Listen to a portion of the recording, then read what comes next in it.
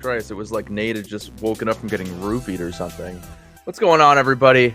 Welcome back to another episode of the Those Movie Dudes podcast. I'm your beloved host, beloved in my eyes at least, Jonathan, joined by my fellow dudes, Spencer and Nate. But today, we're here to talk about movies. Obviously, yet again, Those Movie Dudes podcast. Check us out at Those Movie Dudes, Instagram, Facebook, TikTok, all those places. If you're watching on YouTube, appreciate it. Subscribe, hit that subscribe button, plus notifications, so you never miss an episode. Yeah, let's bring in the dudes. We got Spencer, we got Nate. Welcome in. Hey. I have no idea what happened to Nate during that intro. Yeah, no. When I did my whole video listeners, when I did my whole thing, my earbud flew out, and I went, "Oh, this is going to be annoying." So I dropped on the ground immediately, and that's what I was looking for. The cut back to you, and you're like turning around, like you looked like you fell off your chair. I was like, "Wait, what the fuck?" I thought it was an act. I guess. Like yeah. unfriended. Oh, Yeah. I just start getting swung around. Like what? Yeah. It's just like that fucking scene in like that movie. Yeah. What? Do you want to expand on that? I had the movie in my head and then I forgot the title and then that was the end of it. I'm thinking of Unfriended? Unbreakable, when like you're looking through the fucking window with like the curtains waving around and then like Bruce Willis comes in and then all of a sudden that guy's there and he pushes him into the pool. That'd be crazy if it was that. And that's all I have to say on this episode of the podcast. I just won my first Grammy. Yeah. I just won my first Grammy. Thank God. So now everybody forgot about what I just said. We're good now. Yeah. Fantastic. Well, welcome back. You guys ready to talk about some films potentially today on this show? Yeah, sure. Yeah. How you feeling happy, today? April 1st. You April know what? Fool's April Day. Fools. We're not doing the fucking show. See you guys. See ya. Bye. Bye. I said not the back door. I was ready to start talking about the Oogie Loves, the Big Balloon. Ooh, Adventure. Oogie Loves Big Balloon Adventure. That is our Yeah. April Fool's annual episode where we talk about Oogie Loves Big Balloon Adventure. So I'm very much looking forward to that. Yeah. Nate, do you know what Oogie Loves the Big Balloon Adventure is? No. Okay, Can't you say want I to do. keep it that way. No, that's fine. That's Okay. fine. But I'm looking it up. What's it called? Oogie Loves. It's Oogie Loves for with short, two it's Oogie O's. Loves. But Oh, right here. Basically, it's like one of like the lowest grossing movie of all time, and they had the actual people go in costumes around like to different theaters and do a little dance before the movie started. And there's just like three people in the audience, and they're just like, "What the fuck is happening?" It's really we funny. showed it at the movie theater that we worked at, didn't we? That was a movie. That I don't was think playing. so, but it was out I think it around the was. time when we were working at a theater, so I remember seeing the promotional material for it. I think we had a big standee for it, like a big cardboard ass. It's very standee. possible, but then again, we Yeah. had standees for tons of movies that never came through. They were very selective. Also true. with I what remember came having through. the Bradley Cooper poster for Burnt, but then they renamed it something else. It is called Burnt. Oh, it was named Yeah. something else before Burnt. Then and we had that It was poster. probably a French name because I think Burntois. lot- that's okay. The Oogie Loves in the Big Balloon Adventure.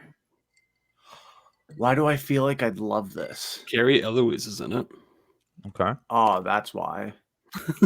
There you go. That's all you need. Is she Oogie or is she one of the balloon adventures? Okay, Carrie always is a dude. First of all, Oh, really? Okay. Well, all right then. he played the freaking in Princess Bride, the one who saves Princess Buttercup. He's also in the Carrie first Elwes. Saw movies. Andre the He's Giant? also because in a couple of Saw movies, but he's in the very first one. He's the lead character. He's the doctor. And Yeah. It's Jigsaw. Yeah, No, yeah. Okay. Yeah. Yeah. Tobin Bell. Yeah. Yeah, that's Tobin Bell. Okay. Perfect. Yeah. Ha Not the back door, guys. Great start. Well, Ducky, why don't you take it away with a little bit of movie news and then work your way into some trivia, or not trivia, questions. Okay, fair enough. This is movie news. Thanks, Peter.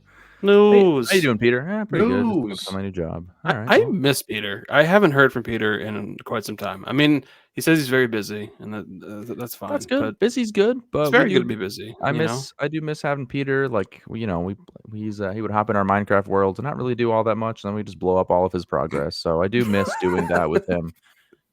But he makes all of the original beats and all the original music that you are listening to if you listen to this podcast. So We appreciate Peter. His link is in the description of every episode. Is it? For Peter Krinsky beats at something. Hey, it's okay to say his name. I don't think I it asked him is. first. No, I asked him. I asked him in the past. It says there. Well, no, I don't think it's in the descriptions, but Oh, it is of the other podcast. Sorry, our sister Okay. podcast. Every single episode has his email. If you ever want to get beats made, Peter Krinsky at something gmail.aol.com. Okay. Well, the first movie news topic that I wanted to get your thoughts on. This just got announced like yesterday, so it's not an April Fool's joke. In fact, this guy has actually kind of been toying with this statement for a couple of years. But apparently, Alex Garland retires from directing. And this is on his press tour for Civil War that's coming out in a couple of weeks, which is getting rave reviews. But he's stated that he has fallen out of love with filmmaking based on his previous experiences. He has directed Ex Machina, Annihilation. He did a Hulu series called Devs. He also did Men, which just came out recently. And then, obviously, like I said, he has Civil War coming out in a couple of weeks. So, yeah, he is a screenwriter first. He is the screenwriter for 28 Days Later. And he has done like Sunshine. He's done some other writing gigs, but I guess he just wants to focus on writing going forward, and he no longer wants to direct. So you know what? I don't blame That him, kind of man. sucks. He just wants to sit in a Starbucks and write a movie, and he doesn't want to have to deal with the set life. That's okay. That's fine. Yeah, but I feel like people like. I mean, he's got such he's a on the unique tail end eye. of just making this movie, and like he's probably like, the last thing he can think of right now is to make another one. Yeah. And I'm sure give it some years, he's gonna probably come up with another idea. Probably he says he's gonna continue writing. He'll probably come up with a story.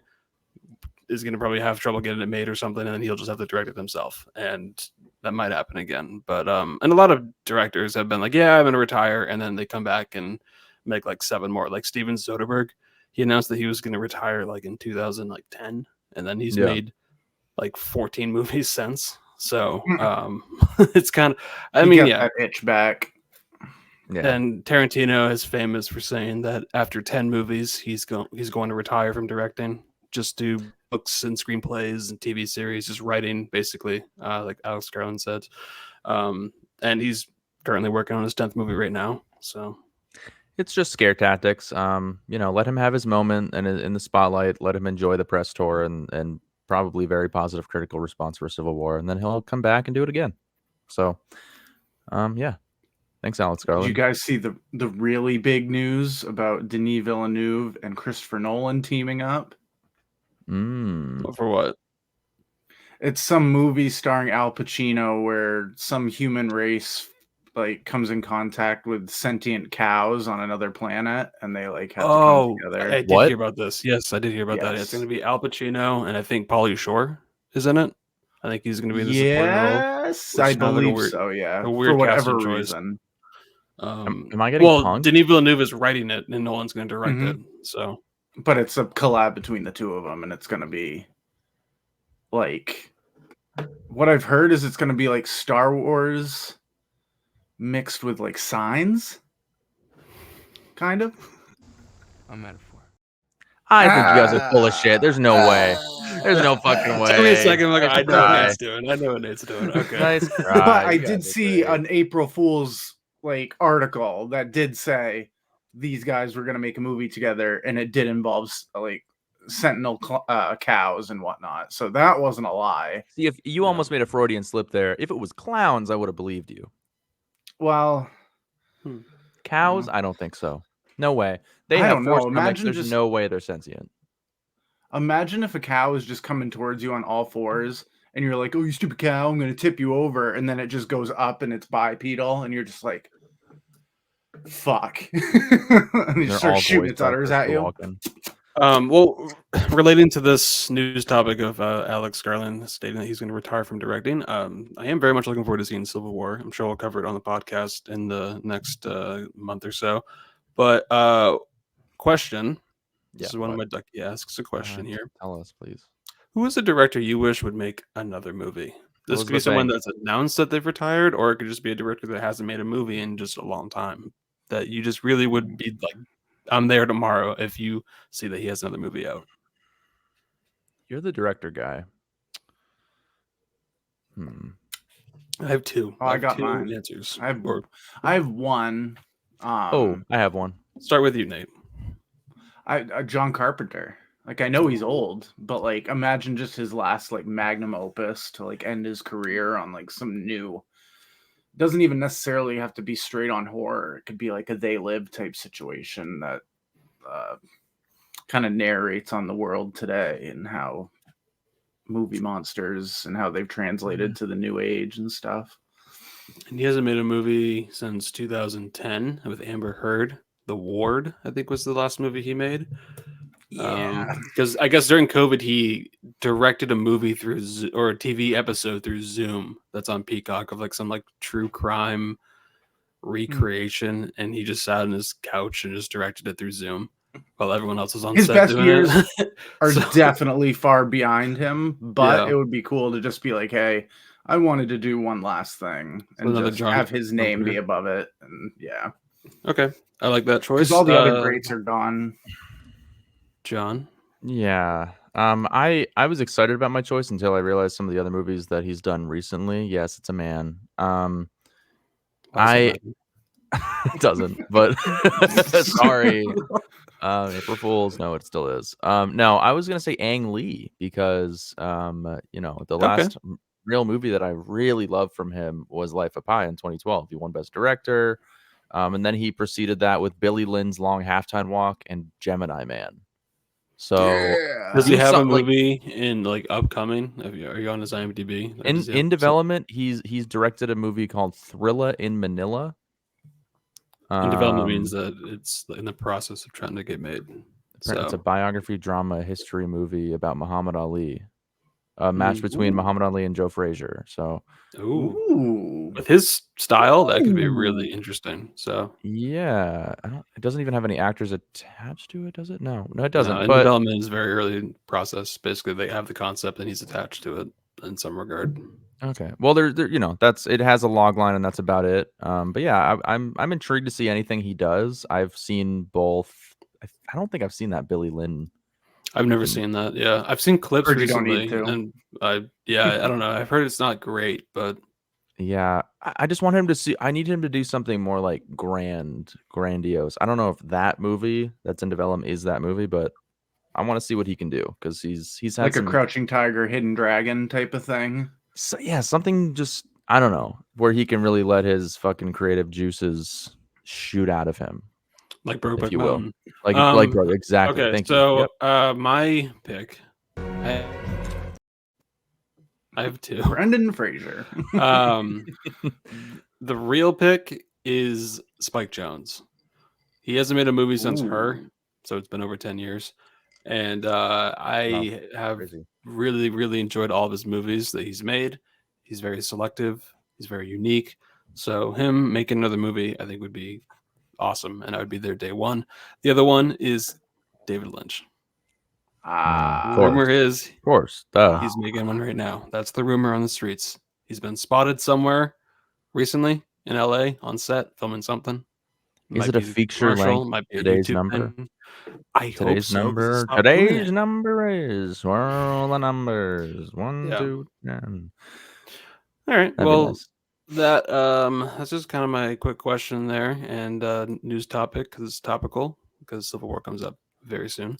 But there does. is one more thing that I wanted to show you guys here. I saw this pop up today on Twitter, or X, I guess as it's rebranded as, and is it really? yeah, it's literally called X now. I don't have a Twitter. Well, I do, but I haven't used it since like High school. 2014. So yeah. Yeah. Okay. Yeah, me neither. So all of these films that you're about to see here are celebrating their 25th anniversary this year. And basically the prompt was South Park bigger, longer. Good. remove a movie from each row. Each So, page. yeah, so Oh. like the top row here, you have to basically remove one. Remove a movie from existence. Like this movie doesn't exist anymore. Yeah. So we have all these. Sleepy The top Hollow. row is The Matrix, 10 Things I Hate About You, The Green Mile, and Oh. American Beauty. Okay. So, John, This is- you this have is to easy. basically remove one. Go. Just wait, of every row? Remove one from existence. Of everything, or one from each row. Each row, but you go to the top. You go. All right. Matrix. Bye. See you later. It's a little overrated. Get rid of the Matrix. Yeah. South Park. You can go. The Mummy's fucking incredible film. Third row. Oh, you're just doing all of it. I was gonna go row by row. Oh. I don't understand the rules. Matrix. Matrix. Okay, sure. you're getting rid of the Matrix, and you're keeping 10 Things I Hate About You, The Green Mile, and American Beauty. Yes. Okay, all that actually fantastic. makes Well, I haven't sense. even seen 10 Things I Hate About You, so that's why I want to keep it. 'Cause I Nate, want to watch it. which one? I've seen all four, and I would go with the Matrix just because the other three just have sentimental spots at times where I watched them and was just like, oh, these are fantastic. So I would agree. I would take the Matrix out. I would never get rid of a Kevin Spacey movie. I'd get rid of American Beauty. That's crazy. Overrated. All right, second row. We have Eyes Wide Shut, Star Wars, The Phantom Menace, South Park, Bigger, Longer, and Uncut, and The Mummy. If any of you guys say The Mummy, I'm gonna fucking lose. Get rid of one of these movies, John. Yeah, I'll get rid of the Phantom Menace. Wow. You know what? Wow.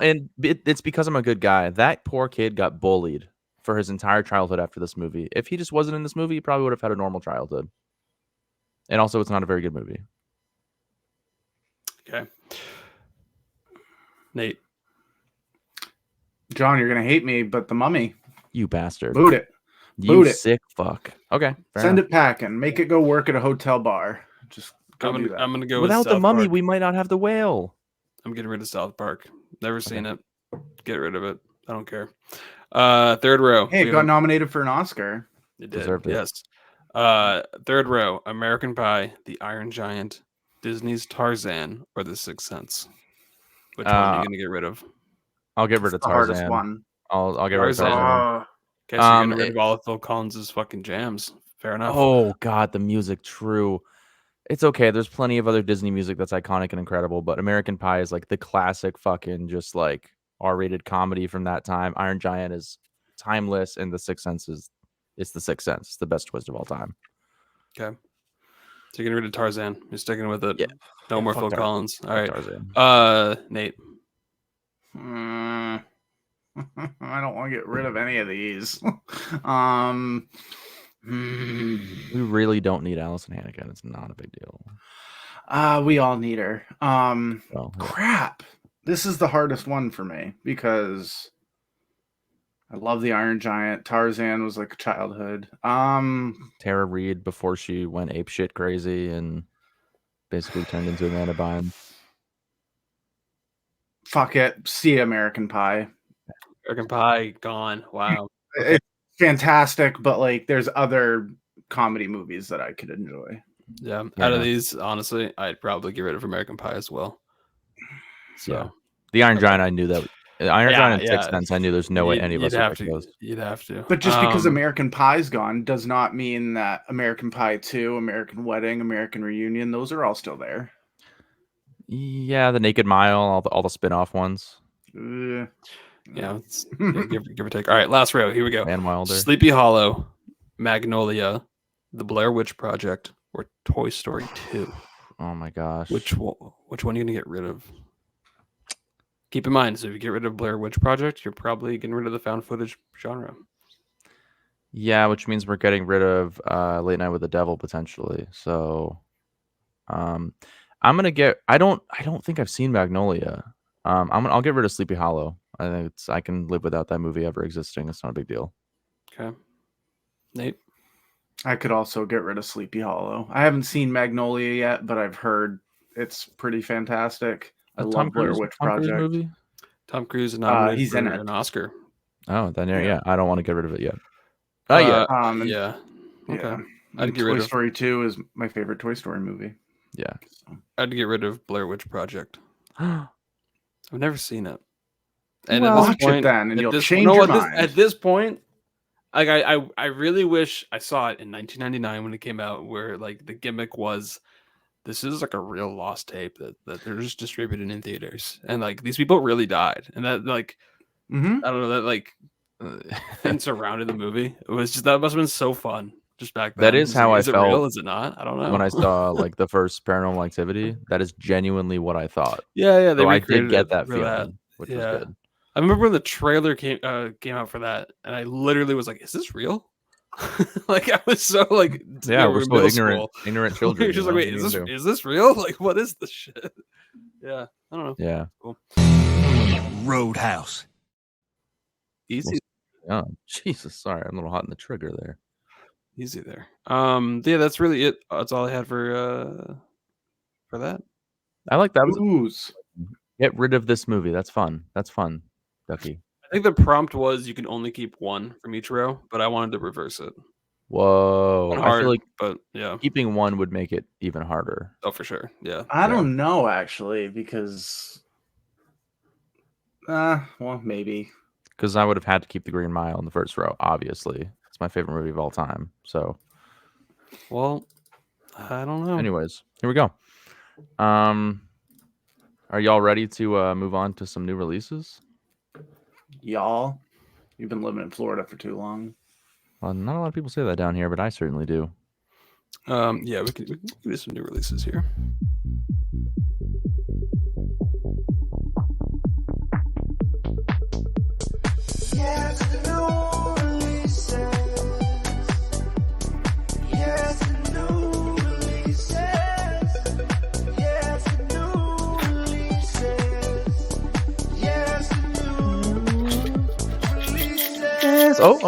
Oh, focus up. What was focus that? What up. you need? Oh. Oh, what's going on there? Hey.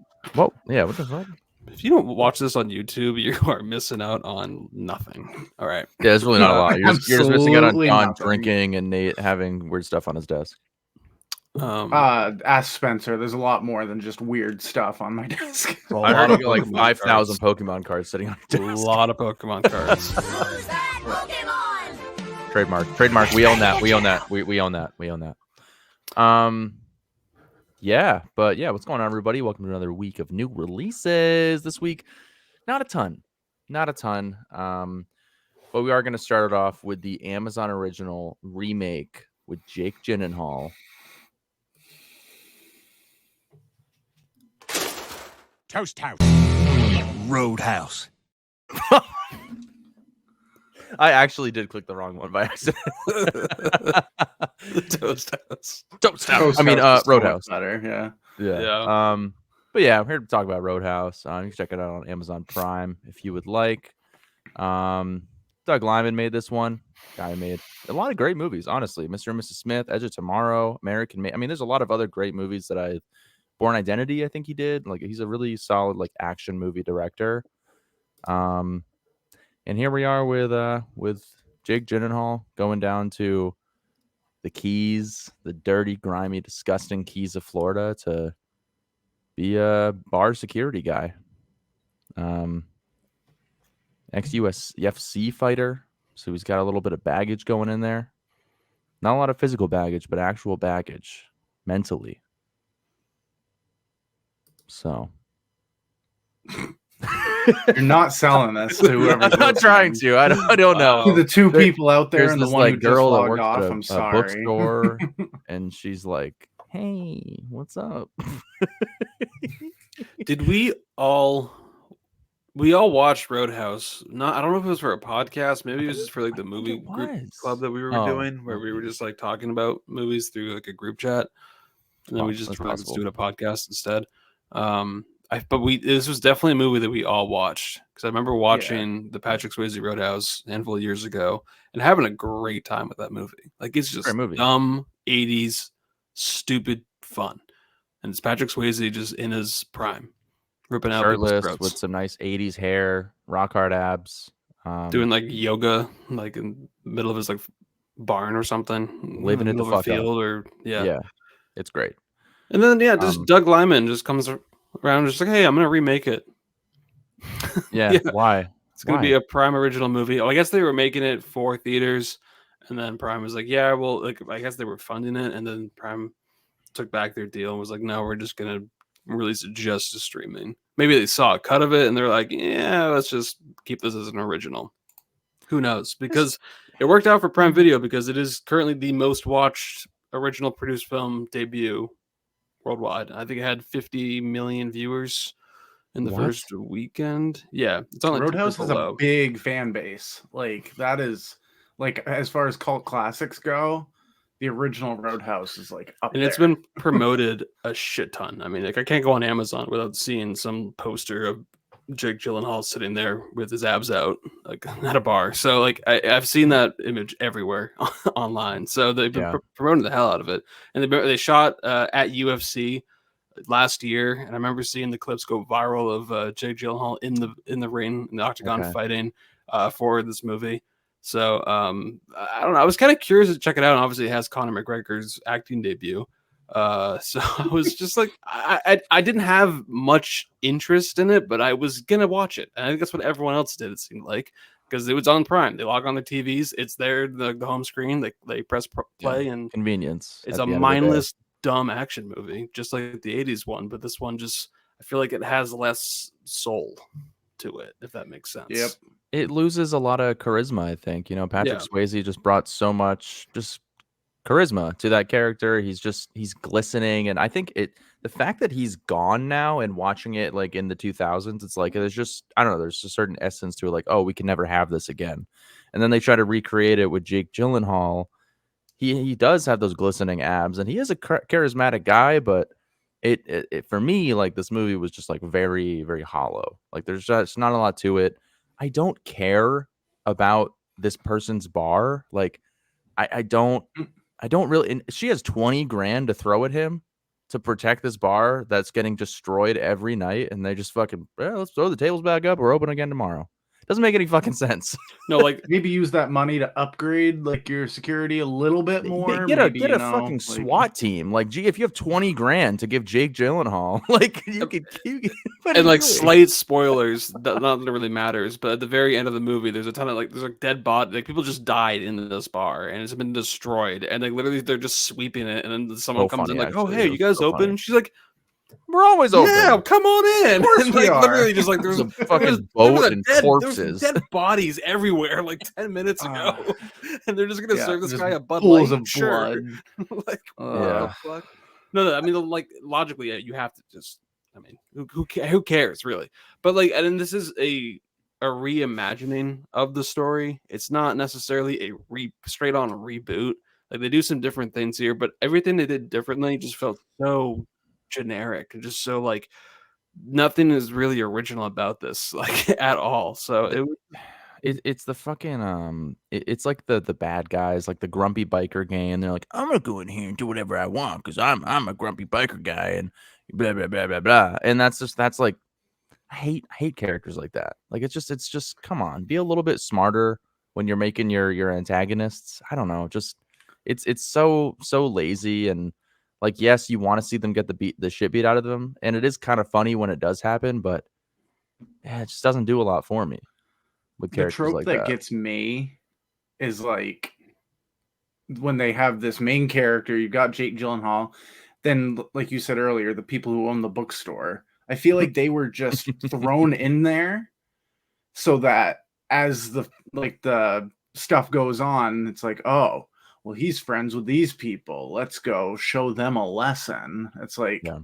you basically just threw them in there to bait the main character. And I didn't really care.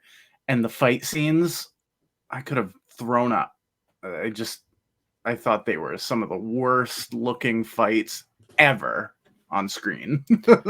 That might just be me, but no, it's oh not my you. god. It's not you because they were doing a whole new style of capturing action on camera for this movie. Why? So I know one of the operators for this movie, and he told me a little bit about it. But there's also a set video that you can go and watch right now and kind of see a little bit about it. So, I mean, usually they fake their punches and they pull their punches, obviously, in most filmmaking that you know of. But in this go, they basically made a composite during the fight scene. So it looks a little CGI because it kind of is, because it's like multiple shots layered on top of each other, because they do a whole pass where there's a guy standing there with a green pad. So they do full contact. So like that scene, like where Conor McGregor is headbutting Jake Gyllenhaal in the bar, He's like, He's don't let hitting a anyone get pad. too close. Bam. Yeah. So they basically do a pass where Conor McGregor is just headbutting a green pad. And they do Okay. one replace where Jake Gyllenhaal is standing there, no one's there, and he just reacts to it. So they can blend that together, so it looks like he's literally making contact. So they did that with every punch, everything, slap, headbutt, and it just made it look like a CGI kind of weird, like it's just like it looked weird. It looked sped up. That's Like it looked like they were fighting in slow motion, and then when the fight scene finally came, it was like, oh, it Couldn't you looked see like that? a video game. You could see that And I was technology like, improving and actually being really good in the future, though. I think that's It honestly, cool that they're doing it felt that. like someone just entered in a prompt in ChatGPT and be like, make Fight scene. Make a generic fight scene of Jake make a fight Gyllenhaal, scene, yeah. right Yeah. here. All the prompt, bam, it just generates it, and that's what it kind of looked like. It's kind of an extreme, but like for comparison, I mean, look at the Raid movies. Look how like incredible that fight Yeah. choreography is, and not to say, I mean, like they didn't do a good job with the fight choreography. I mean, everything. I mean, the fights were heightened for a reason. It's Roadhouse, so you have to do something. Roadhouse. But I just don't. I hope it isn't a new trend that continues going forward, because I think it might a little more. It's probably Yeah. going to be for films that are direct to streaming, such as this. But Nate, what did you think of Conor McGregor's acting debut, basically playing himself? It was better than I was expecting it to be. Like I didn't have like high hopes for it. I was just like, oh, it's gonna be Conor McGregor, and he met the expectation. Like he wasn't terrible, but like you said, he was just Conor McGregor, doing his big guy walk and acting all tough, and he is jacked. Like ever since he got injured, A lot of muscle. he's huge. Like I would be afraid to see him come back in the UFC because he just looks like a monster. But compared to some of the guys that he was with, I was like, would he really be afraid of this guy? But I probably it's would. Conor McGregor, so he adds that star power to it. And a lot of UFC fans are probably just like, oh, I haven't seen him fight in a long time. Let's watch Roadhouse. Like, no. He was a good guy to cast for that role, I guess. I mean, either go with him or what, like Dave Bautista or John Cena, if you want to make it funnier. I mean, I don't know. I think it was a good person to portray that character. But I mean, it wasn't anything special. I knew that he wasn't a trained actor when I watched the movie. I'm like, this obviously isn't someone with a ton of experience behind the camera.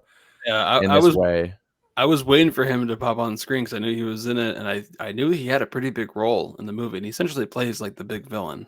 Yeah. The kind of like the muscle for the big boss. But like, yeah, like he essentially played like a heightened caricature of himself for the movie. Yeah, it's very fitting for Irish accent. for And like his big entrance was him jumping out of a window, basically like having sex with someone's wife. And he's completely naked, and he's just like running through the streets, and then he robs like this like mom and pop shop and just sets it on fire, and he's just like walking away with this big grin on his face, and I'm just like, oh fuck, like this is gonna be cringe. But then there was moments where I was like, oh sorry, go ahead. Oh no. I was just saying there were times where they just were so on the nose with this is Conor McGregor, because one of his lines is literally looking at Jake Gyllenhaal going, oh, look at that. It's the Notorious Fighter. It's like, oh, sure. Oh, well, my notice God. his tattoos across his stomach. It's like Knox. His character's name is Knox in the movie. Wow, that's convenient. But I think it says McGregor, or he's got some piece on his chest. So, and when I saw that, I was like, okay. Yeah. The one moment though, he did have a line that actually made me chuckle. Because the movie does have a couple of moments where they do interject some comedy, and it's like, oh, that was interesting. But it was when there was the big boat chase scene, and it's Jake Gyllenhaal and Conor McGregor. They get on this little inflatable, and then he just looks at Jake Gyllenhaal. And he's just like, oh, look at this, like our own personal octagon. And Jake Gyllenhaal's like, who taught you shapes? Yeah, yeah. And then he punches him and flies off. Yeah. Like, okay, that was kind of funny. Yeah, it was just it was a pretty bad movie. I watched it twice since it came out. Rick wanted to watch it over the weekend. Did? Yeah, Brooke wanted to watch it over the weekend, and it was between that and The Whale, and I was like, "Fuck it, I'll watch Roadhouse." I Why really not just just wanted to watch snuggle with Remy, so Remus's dog? So rewatching it for a second time, it confirmed that I think that this movie is honestly kind of garbage. I did not like. I just don't like it. It's not fun. It's hollow. It's just kind of boring. It's way too long for some reason. I just kind of it just felt very unnecessary, and I wish they kind of put their efforts into something a little bit different. Even though you could take this cast and this crew, I think it's all great, but just make I don't know. I just didn't like the project that they made, so I gave it a 2 out of 5. Kind of low for me. It's kind of like a C minus. Yeah. Yeah. I'm kind of right there with you. I actually forgot what did I give it. Hold on a second. Let me double I check. gave it a 3 out of 5. Okay, spoilers. Yeah, I did give it a 3 out of 5. I didn't find it that enjoyable, but for me, I am a mainstream boy, so like all I really need to make me satisfied is like a fair amount of fight scenes and just nonsense. And like there's a little bit of love in here, but he's like, "Oh no, you don't want to get to know me. I'm a problem. It'll ruin your life." There's this whole scene where they're like in the middle of this like fucking I don't know, this You're on like a sandbar. a sandbar. I'm like, this And is she's so basically weird. just like you don't know who I am, and he's like, yeah, you're right. They just make out like instantly. Yeah. I was like, all right. I mean, I'm not. It's a little bit forced, but I'm not upset. No, I don't know. It was a fun movie, but also not good in any way, and didn't even come close to recreating the charm that Patrick Swayze did in his rendition of Roadhouse. So, I could have done without this movie ever existing, but here we are, and 3 out of 5. Okay, Nate. I went right in the middle of you guys. I went 2.5 out of 5. It just like when you could do so much with practical effects and everything just it looked like CGI, and it sealed its fate for me when that boat spoiler comes flying into the roadhouse. And then if you just look in the corner, you see the big baddie villain go flying in nowhere. Like he's on another planet somewhere. I was just like, he would not be alive after that. And the fact that they just kept it going, I was like, no. But like Jake Gyllenhaal makes the movie. Like he's one of my favorite actors. So of course I'm going to watch what he's in. But there was just nothing else around him as far as like enjoyable people. I did like what he was trying to do. He was teaching those other 2 guys to be bouncers so that he didn't have to necessarily. I was like, oh, that's kind of a cool aspect of him showing people how to do it. But everything else just it felt like really bad James Bond villains. The guy who played the main villain, that younger guy who was playing it off for comedy, there's certain movies for that, and he didn't fit. I don't remember what his name was. He was that Brent character. He was the son of the guy who's in Billy jail. Magnesium. Yeah, he's the guy from Yes, Game Night. him. Yeah. Yes, I thought he was hilarious in Game Night because that was suitable for his type of comedy. He would go from being serious to try and crack a joke to try and be serious. I'm like, I don't believe you, dude. Sorry.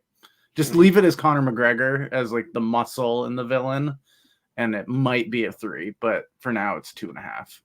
Yeah. 2.5. Yeah. That's pretty low for you. It's Pretty just generous. when No, I saw I the get it. fights, like I was sitting there going, really? In like this day and age where you could do practical CGI, you could do a perfect combination of both. They were trying way too hard to make it look new and refreshing, and it just looked bad.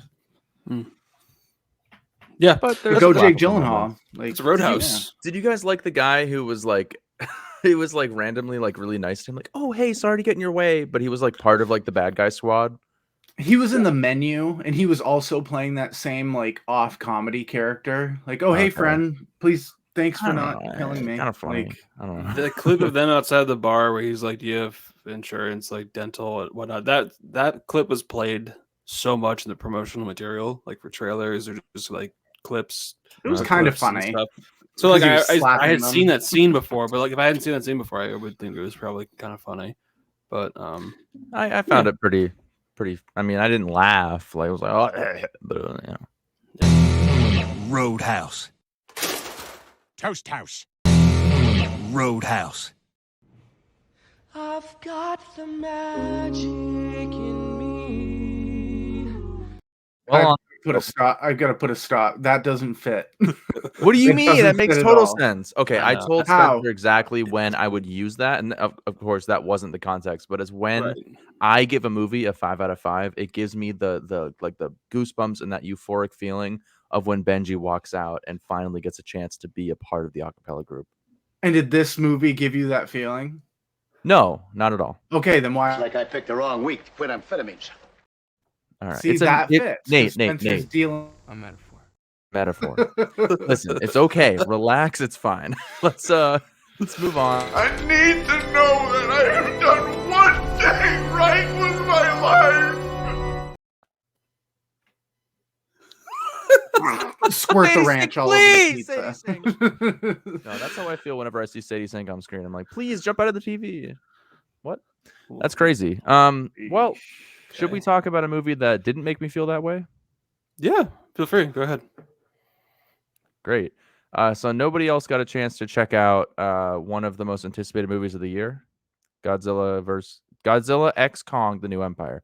They don't even know how to make titles anymore, which is the craziest thing. But here we are. I'm actually going to add Nate because I would love to have his insight on, his thoughts on this movie being a film to I begin do with. want to see it. You I see- do I want to mean, see it Go just because see it's it. part of the franchise and it's like stupid fun. But Were you yeah, planning no, on I going to agree see it that and then you just title. didn't find time or just didn't get around to it? Pretty much. What I'm happened? surprised they didn't put an equal sign in between Kong and the to make it a math equation. Godzilla times Kong equals the new empire. X Math equals geeks everywhere Godzilla loving Kong this. it basically was an algebra equation of a title for a movie. But Adam Wingard comes back. He did Godzilla vs Kong, which I remember thinking was quite fun. Like I feel like there was so much anticipation for that movie when it was going to get released because obviously we had Godzilla King of Monsters, which I fell asleep during, Kong Skull Island, which was awesome. I really liked that one with Brie Larson and John Goodman. And then I was like, okay, we're finally going to get Godzilla vs. Kong, which was a fun time. And then they make another one. And I don't think, like, I understand that these movies are big money makers. Everybody wants to see these two characters on screen. You get Mothra, you get all these other titans in the movie because they're just expanding this universe like crazy. But especially after seeing Godzilla -1, which I've now decided is my favorite movie of last year, going into seeing this movie, which puts so little effort into making you give at least a single minuscule fuck about the human characters, I just can't sit there without just being so distraught and disgusted by what is being put forth. It's just so it's why? Like truly why? Because it's just a bunch of shit being thrown at a screen at this point. It really is. Like there's scenes in this movie that are just you're following Godzilla's pissed off, right? He's intaking all of this nuclear energy, getting ready for a big fucking He's fight. pink now. Like he went from blue to pink. He kills this Nothing big wrong with pink, titan. but like Yeah, pink's great. I mean, I love the color pink. Don't get me wrong, but like he's all pink. And then all of a sudden, he's over in Egypt. He's getting ready to fight Kong. Kong jumps out of Hollow Earth. And Kong's like, "Hey man, we got to work together." Like somehow they communicate this. And then like remember, I haven't seen this, so please don't spoil stuff. okay. Well, you can see in the okay. So you raise a hand and then disappear, Spencer? I was waiting to be called on. I'm sorry. Yeah, go right ahead. Yep.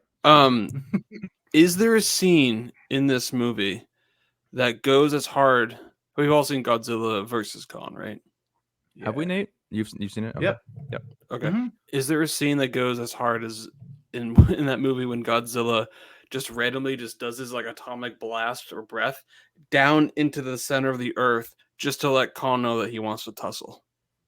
Remember that scene in Godzilla versus Kong where like he literally Because they're just goes, searching Middle does his Earth, atomic and breath in like Tokyo, and it's so aggressive. And then he just looks at the ground and just drills a fucking hole to the center of the earth. And then there's like a quick shot of like the camera's up looking, and Godzilla's looking down like ah, and then it goes back to Kong. He's looking up like, "Grr." And it's like, what the fuck is happening? It's their first like interaction of like, okay, yeah, let's fucking tussle. There is like a a scene like there, as hard as that. Yeah, I mean, well, maybe not that hard, but I think that the scene that I'm talking about in particular, like Godzilla and Kong are fighting. They're again at the pyramids of Giza, destroying these ancient, just beloved fucking historic structures, right? And Godzilla shoots his pink just like jizz through them and destroys them. And then here comes Mothra, and Mothra's like, "Hey guys, relax." And then they're like, "Okay," and then they stop. It's literally like the scene in fucking in Batman v Superman where he's like, "Martha, Martha." Oh, okay, sorry. oh wait, your mom's name's Martha too? No way, Huh. really? My mom's name is Martha too. Like it's this shit like that. I'm like, what the fuck? These are like ancient titans that don't die. Like, what the fuck are we doing? It's crazy. It's crazy. Like, you mentioned it earlier about talking about Godzilla -1.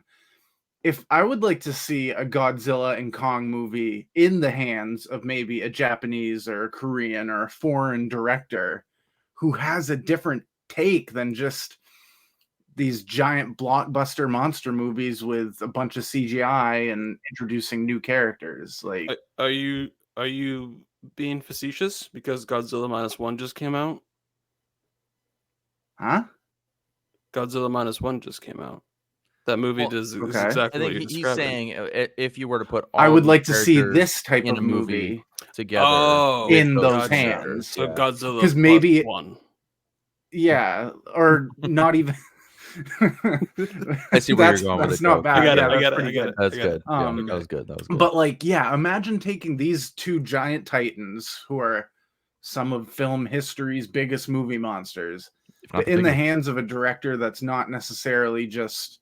I'm not saying Adam Wingard's just in it for the money and the explosions and stuff, but just a different kind of. cultural look at it, because kaijus in Japan are I don't know if they're just a bigger thing, but there's a huge fan base for them. Imagine making it for those fans instead of for us, and it might be a Godzilla -1 fantastic movie, but Yeah. I don't know. No, I agree I with don't you. know. What am I doing? No, and there's a reason why we're not in charge of making these movies, and maybe it's just because we don't have the credentials to prove that we can, and we don't, but that's okay. And what I do see is like what makes these characters or monsters so like menacing and alluring is when you're seeing it from the perspective of like just damsels in distress, like humans The that have civilians? like there's nothing they can do about it. And here it's like there's this little girl, which was in the previous movie as well, that's from Skull Island, and a lot of it is from her perspective. She says 0 words throughout the movie because she's deaf, and she can somehow just control everything. It's like it's so beyond the suspension of disbelief in a Godzilla and Kong movie when you have to get rid of that at the door when you walk in, that it just fucking completely ruins it. Like, I don't just trust this child actor who is really not that talented, by the way, to You just hate control. child actors so It's just much. not that good. Like, I'm not. She was fine in the last movie because I thought like there was the scene with Kong being chained up on the ship, and she like walks out in the storm, and he's Calm like down, throwing it's a okay. fit. Relax, Kong. Like that. Well, yeah, but like I liked that connection because they introduced it at the beginning of the movie. The fact that she was born alongside this whole thing and she knows Kong, and I kind of Sweet. like that aspect to it. But It's sweet, but I will say for this movie in particular, it's such a large part of the plot that I think it just takes away because like there's just so little human elements here, and the vast majority of the human elements that you get are from a character that doesn't speak, and you already have 2 monsters that don't speak. So it's just there's not a lot of substance here at the end of the day. It's just a lot of just blah blah blah nonsense and garbage. I haven't seen this movie. Obviously. Am I going to? Probably not. I don't You'll know. watch Maybe it. if I it's will on, if it maybe if starts it's on streaming HBO, soon. it'll be on HBO in like 2 months. So I'll probably watch it then, or I'll put it on for in the background. But it opened with 80 million domestically, so it's the second biggest of 2024, a and good background movie. 194 million worldwide, which is the official biggest opening weekend of 2024 so far. That makes sense. Uh, It's It's to be April now, yeah, expected. but that's the March. thing. The movie makes its money overseas.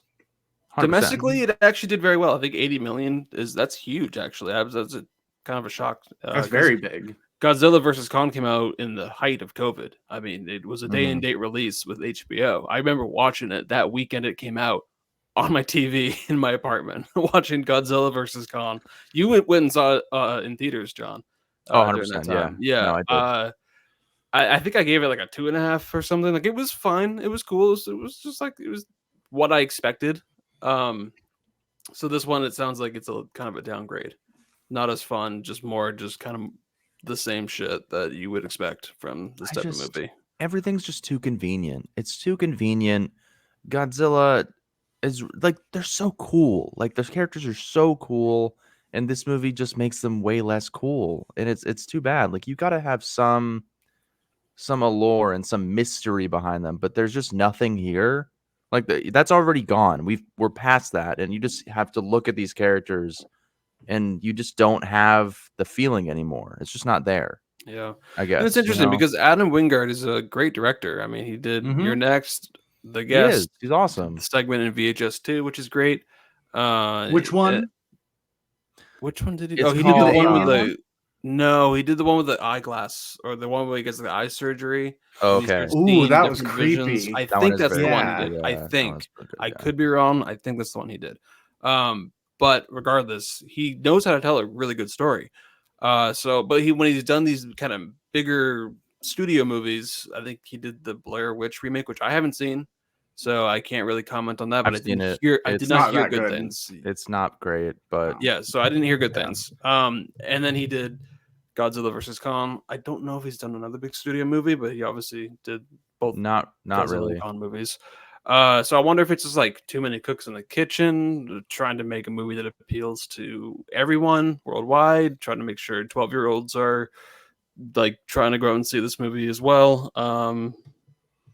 I don't know. I don't know what it is, but this movie just I have no interest in going out and seeing this movie in theaters. So Yeah, for me, it's crazy to imagine. Like you look at a poster like this, these two like crazy ancient titans, and like the monsters, just the craziness on screen. Like I think of like Pacific Rim and just movies like that you see in theaters, and you're like that was awesome as like a 17-year-old. But now it's a 2 out of 5. It's just it's just not a lot here. I But- was really bored by it. I was just not but impressed with the story. if this was the filmmakers behind Godzilla -1, and they were doing Godzilla and Kong, I think what Nate was saying. I mean, just I would go see it for sure, 100%. I'd be there. Yeah, There would be like legit human stories. There would be That maybe matter not though, even too. yeah, not like a good monster and a bad monster. I feel like they'd both be just these titans fighting, and the humans have to kind of come together to subdue these giant feats of nature. It has to be suspended in some sort of like common ground reality where like we can actually have some sort of like we can relate to it in some way. This whole Hollow Earth thing is a cool concept, but when you like, I guess if you do Godzilla -1 and you have these characters that are in World War II, and it's like it's a kamikaze pilot that went rogue, like that's something that like it's real. It's something like a story that you can actually grasp onto.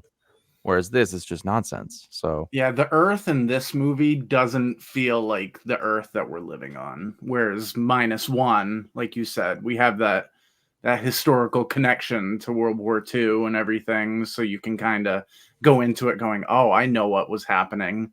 We learned like about right what was off the going bat, on." you're like, I get it. Yeah. Like this is I feel this through just the historic elements. That's why like Wonder Woman is so good to me, because it's like, okay, she exists in real history. This works. So Yeah. but yeah, no, it's bad. I wouldn't check it out. I probably wouldn't. Yeah. But Nate, hopefully that didn't ruin it for you, and maybe you still see it because you do like the characters, but I do like the characters. I love Kong. Like if they were to like when they did the Team Edward and Team Jacob for Twilight, and you were forced to like be one side, I would be on Team Kong. I don't know why. I just think he's an absolute badass. I think Godzilla is a little too OP sometimes, just with his atomic breath and everything. And A Kong's little basically ridiculous. just Yeah. he at first he just had, oh, I'm Kong, I'm strong and I'm fast. Where Godzilla is like, oh, I have atomic breath, or as you refer to it as his pink jizz. Right. Yeah. Pictures. Yeah.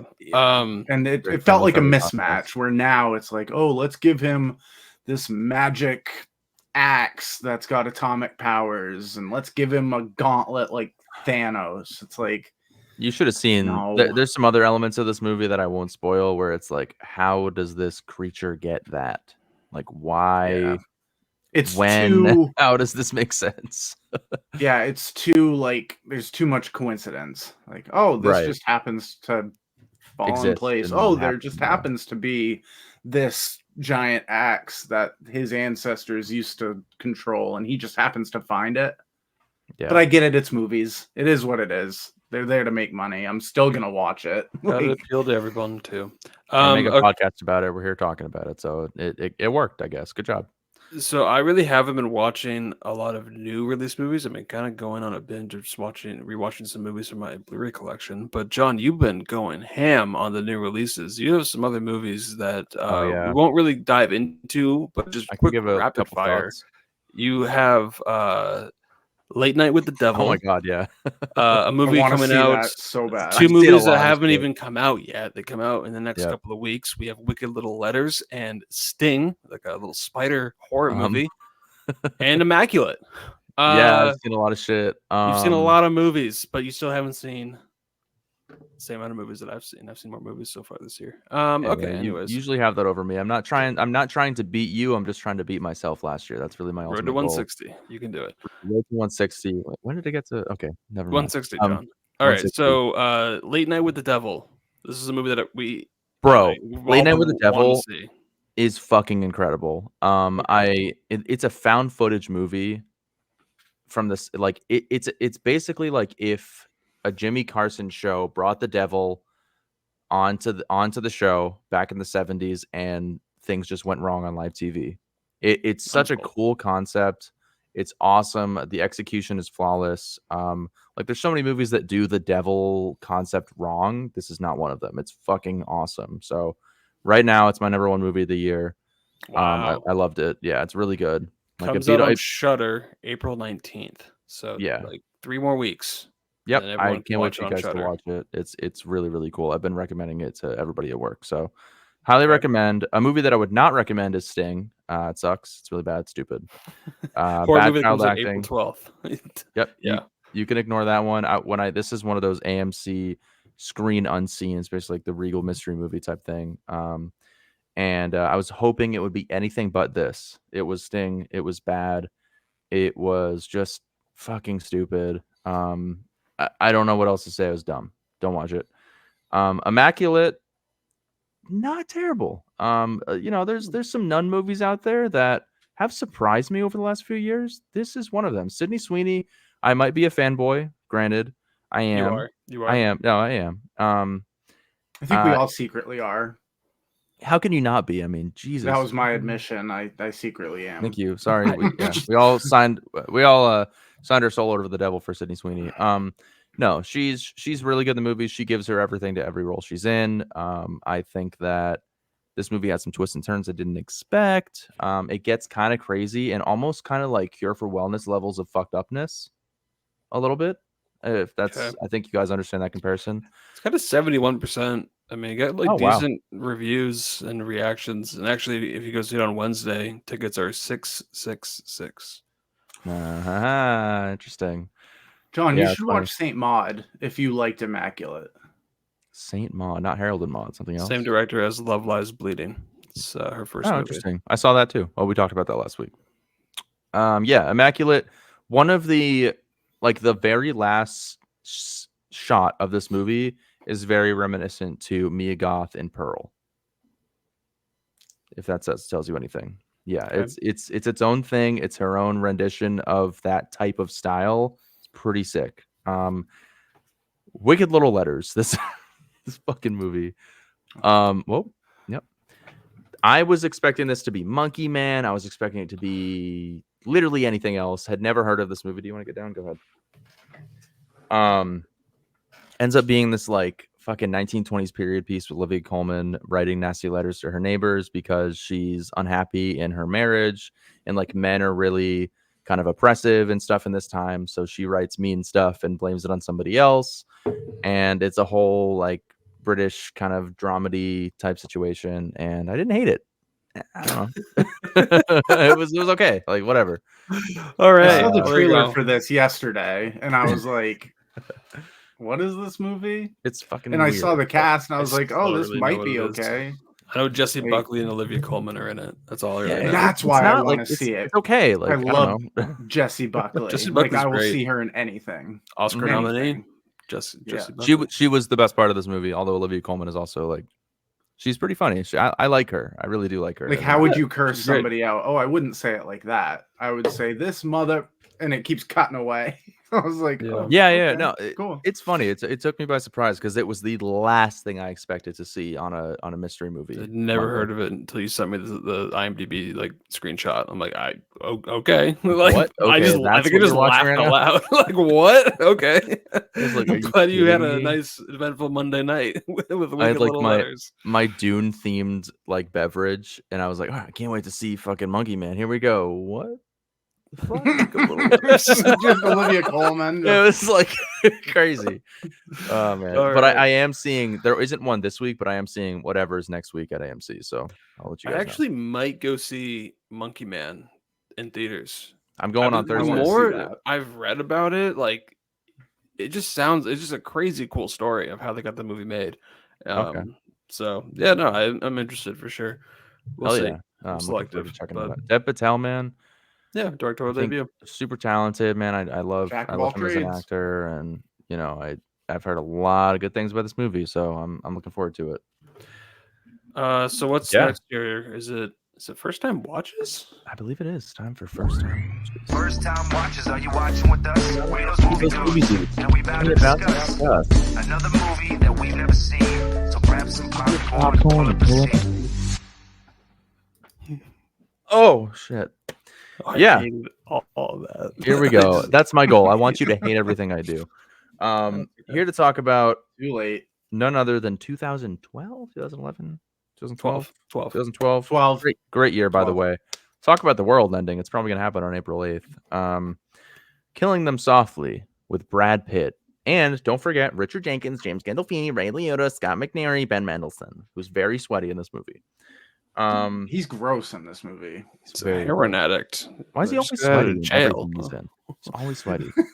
I still reserve the right to say that he looks gross. Yes, Leave him alone. He's an actor. He's trying his best. played a very grimy character. That's for sure. Yeah, He certainly did. He's good at that.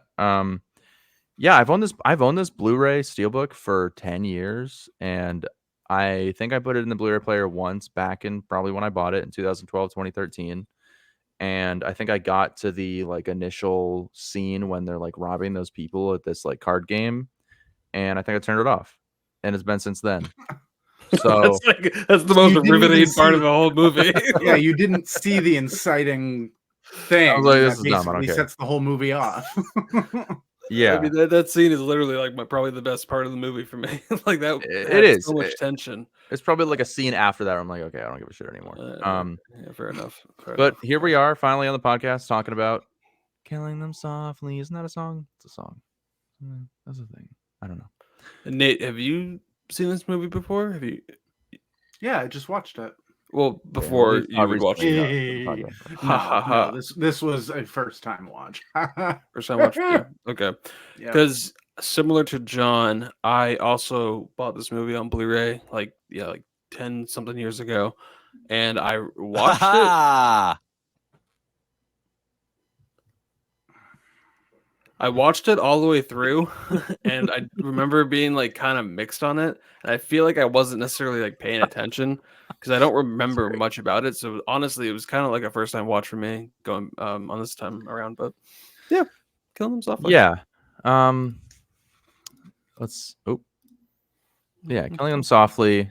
By none other than Andrew Dominic, who did Blonde. I'm sure everybody saw that, right? Nope. Maybe Did if it not wasn't get 3 through it. hours long. No, didn't watch it. I didn't watch it. Although I love Ana de Armas and I love 3-hour movies. You all know that. I love sitting there for 3 hours watching a film. Brad Pitt, Ray Liotta, Richard Jenkins. Basically, Brad Pitt's a hitman, and he's enlisted by, I think, Richard Jenkins in his car. Really cute scene. And to go basically kill these guys who rob these other guys. I'm so good at fucking log lines, bro.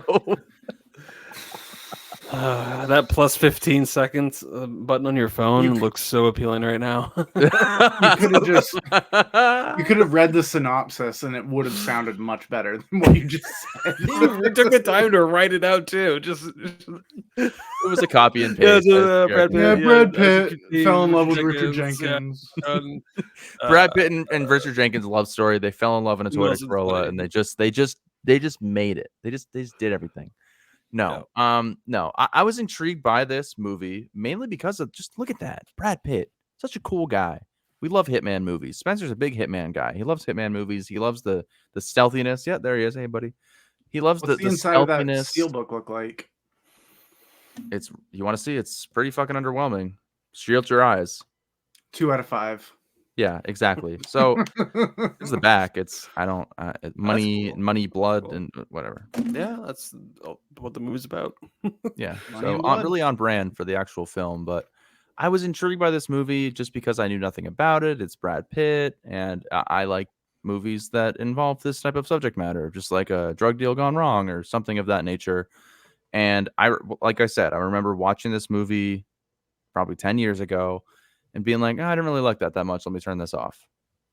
And that's kind of how I felt this time around a little bit. I think that there's like a handful of scenes in here. I'm like, okay, I could see like they were trying to do something interesting and create some tension filled scenes. But ultimately, like there's a lot of scenes where it's like just the dialogue is kind of heavy and I'm just kind of bored. And I just don't feel like everything's tying together in a way that's meant to keep me intrigued in this film. Like there was just so much of that.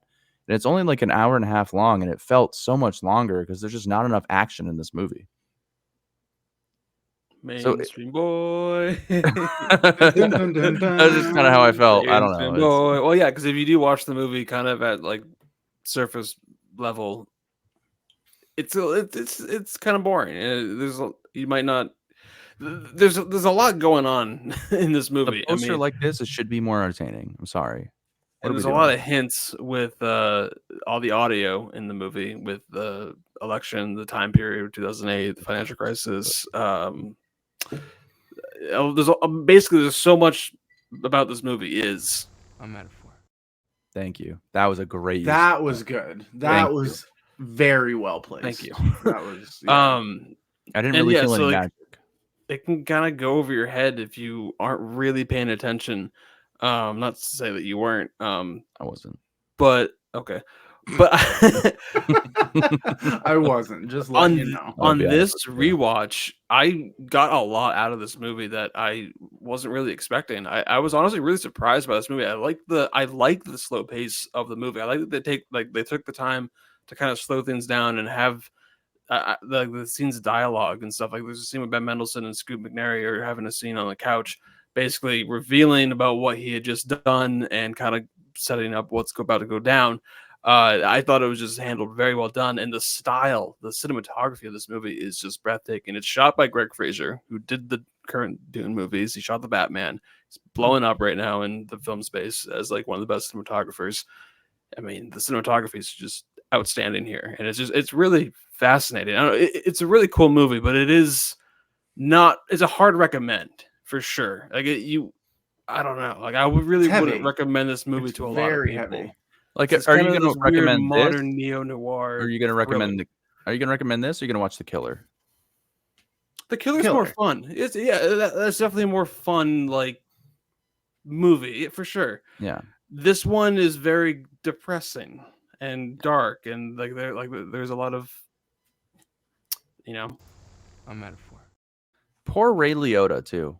You know, like that guy, I feel like he got a bad rap. He didn't mean to get robbed. He tried to stop the robbery. And those guys were like, nah, fuck you. And then he just gets the shit beat out of him until he pukes.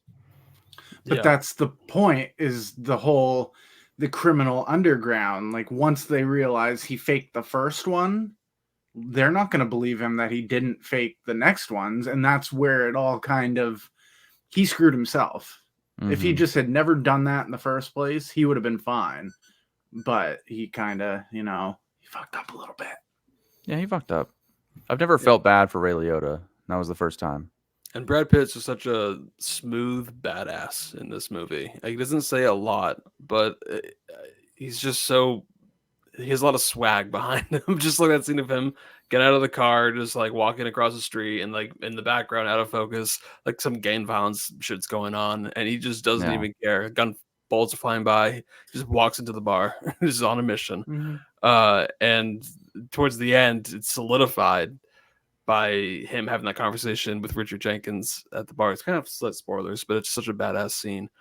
Like, he's basically like, yeah, your go-to guy for taking care of stuff like this is currently dead, and I'm his replacement. The new cause is 15,000.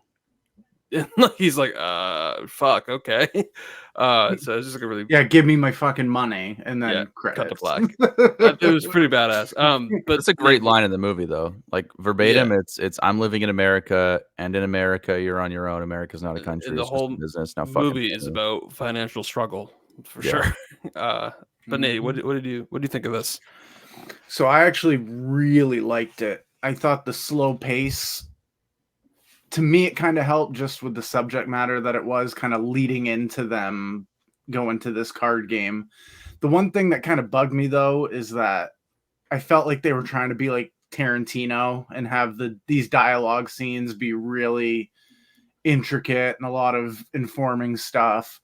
And sometimes they just took a little too long, like where they're sitting in the car under the bridge, and they just keep cutting from back and forth, like 15 times before the end of a scene. And they're trying to do this real quippy dialogue. And I was like, just get to the action. But then when they get to that card game and they have to kind of sneak in quietly, I could feel my heart starting to race. Because I was like, oh, these guys, you can kind of tell that they're being hesitant about it. They're not really sure, but then again, it's for the money. And then the way that he holds him up with that awful sawed-off shotgun that looks like it would just blow up in your hand. Fuck ups. Yeah. And the fact you see all the messiness behind it, like in the car beforehand. Oh, you couldn't have gotten better gloves.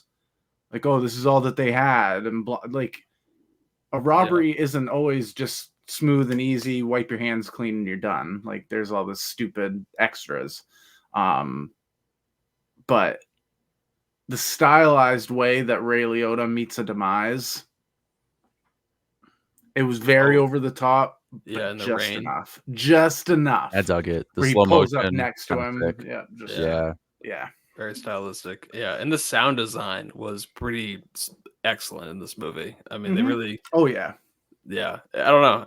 There was a lot to this movie that I just really enjoyed in this rewatch. The one thing that I thought I didn't necessarily love, I get it for the story purpose to introduce this character, James Gandolfini's whole storyline with him kind of coming in. He's kind of like the retired, he's pulled out of retirement, used to be the go-to guy for the hitman jobs, and he comes to kind of take care of a couple of the targets so Brad Pitt could focus on one individual guy.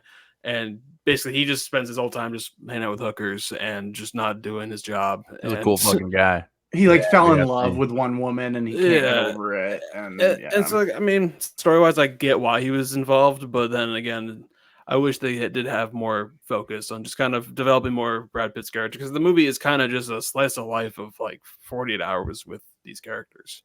And not much else to it. But I thought it was fascinating and kind of like a cool look at the criminal underground world of the 2008 financial crisis and election year. So, but not unrealistically. Like, it's it super felt stylistic, legitimate. Yeah.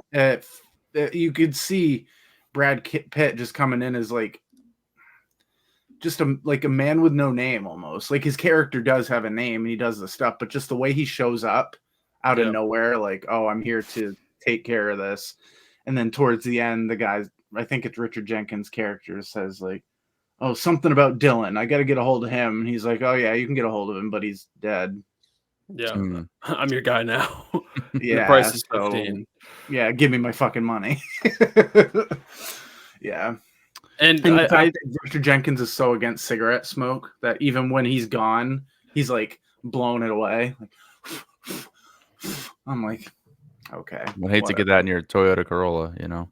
and the whole background behind like why Brad Pitt likes to kill them softly. He's like he hates murder. He doesn't like killing. He like that's why he likes to do it when they least expect it, and that's why they'd like to pull up on Ray Liotta and then being like, okay, like, well, tell me what you're gonna do again, and he's like, yeah, I'm gonna pull the car around, and then boom, boom, boom, boom, shoots him right. That was so brutal. Yeah, that was great because I was Yeah. kind of expecting it to happen, but with his character, I was like, Yeah. maybe he wouldn't. He's got some morals, but then yeah, you see the barrel just coming through the window. It's like, yeah, no, you're screwed. It's him clawing to the back up to the top, trying to get him into a I higher. love the the shot higher through ground. his mouth. Yeah, and he wipes up all like his fingerprints. The one kill that really got me was Squirrel. Remember the guy he's like following him to that apartment? Yeah. You see his head blow up. That was like a Last of Us headshot too. Insane. Yeah. And that wasn't softly really either. That was like at a 20-yard distance with a shotgun. That one felt a little bit more personal. Yeah. That one was pretty aggressive. But I mean, John, do you have any more? I liked it. I know. I'm glad you guys liked it. I really just didn't. I don't know. I just expected a little bit more. I expected more of a cohesive story, I guess. I don't really know what it was. I just didn't really find myself that intrigued by the plot. I think there were like a collection of scenes that I thought were really cool, like really cinematic, and I guess I just wanted more of Brad Pitt. Like I didn't really care for the vast majority of the other characters. Like if we were to follow Brad Pitt from his perspective the whole movie, I feel like I would have liked it more. But that's just not what the movie is. He's almost like somewhat of a side character at the end of the day. It's a lot of characters.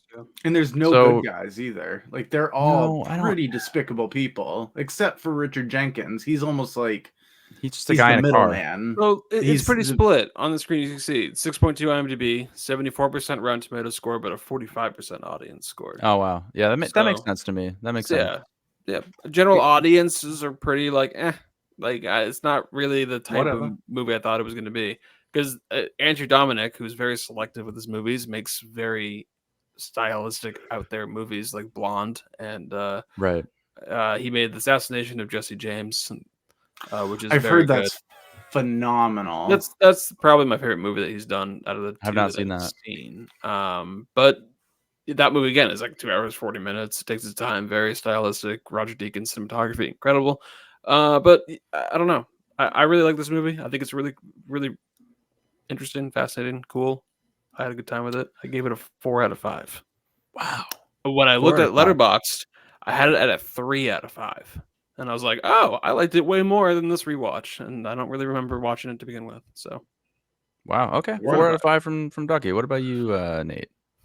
I matched it. I also gave it a 4 out of 5 on the watch. Wow. There were some things that kind of bugged me, some really long dialogue scenes.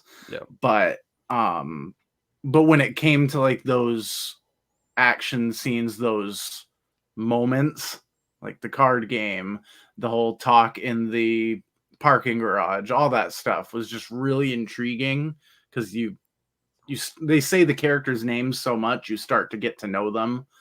And then when you just find out what everyone's in it for, it was just dark, very dark. And when the whole Obama through line of we got to come together, it's about the country, but no, it's just about business and it's about money. Yeah. You know, I am former President Barack Hussein Obama. This is my wife, Michelle. Great impression of Obama. That's right. This is my wife, Michelle, and our daughters, Sasha and Aaliyah. Have you guys seen the conspiracies lately that Michelle is actually Michael and there's no pictures of her pregnant anywhere, and that she might actually not be his the mother of their children? No, she is legit. woman. Okay, I'm just saying, if you Google or Michelle Obama pictures pregnant, you will not find anything. Just saying. Anyways, I gave it a 2.5 out of 5. Sadly, I don't share the same opinions as you guys. I'm glad that you liked it since it's a movie that I picked and you guys enjoyed the film. We're not doing push-ups tonight, sadly. But there's certain elements of the movie that I did like, and ultimately, I probably won't watch this again. I just didn't think it was that great of a movie. Didn't really keep my interest, but it's still going to sit on my shelf along with my other steelbooks. So, it's there if I ever want to watch it again. Okay, all right. 2.5 out of 5. I wish we watched Beetlejuice. That's fair. Well, maybe in Michelle September, Obama pregnant before Beetlejuice comes out. Beetlejuice. All right, so that was your first time watch, Killing Them Softly. Nate and I really enjoyed it. John, unfortunately, did not have a good time with it.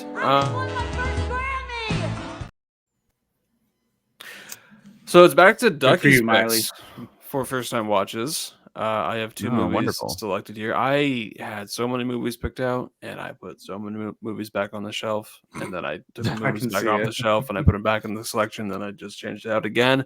And as John was talking about Godzilla versus Kong, I changed it out once more. Poor Things on Blu-ray. Bring that back. Let me see that shit. Excuse me. Hold on. You flashed. Is that on something across the Criterion? Or is that a screen. Blu-ray? What? You got That's Blu-ray.